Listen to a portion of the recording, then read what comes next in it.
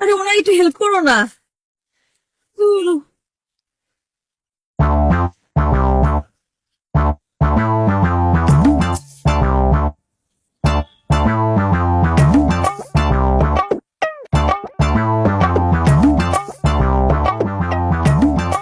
এটা আপনি লাগান।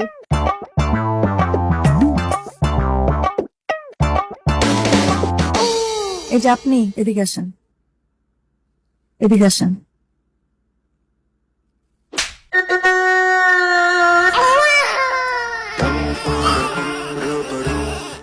বিয়ের পর মেয়েদেরকে দাসী মনে করে যে বিয়ে করে একটা দাসী নিয়ে আসছে বাসার মধ্যে। সমস্ত জিনিস এখানে আওলা ঝালো করে রাখছে, মনে হয় আমি করব, সমস্ত কাজ আমার, সব দায়িত্ব আমার।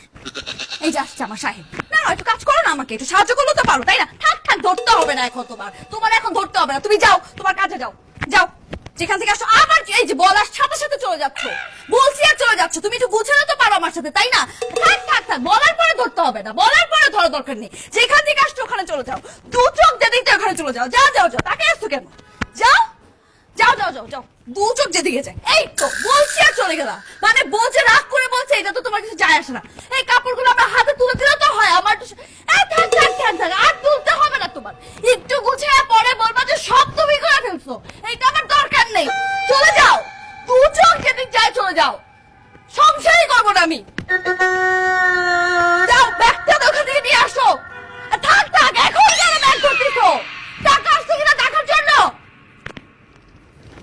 যাও, আসবাই না বাসায় তুমি আর, যাও। এই যে চলে যাচ্ছে, আসো, এদিকে আসো এদিকে আসো এদিকে আসো এদিকে আসো। এগুলো কি আমি রাখবো? আমার কি আর কোনো কাজ নেই? রাখছি না কি আমি বাসার? সরো, নিয়ে আসো এগুলো।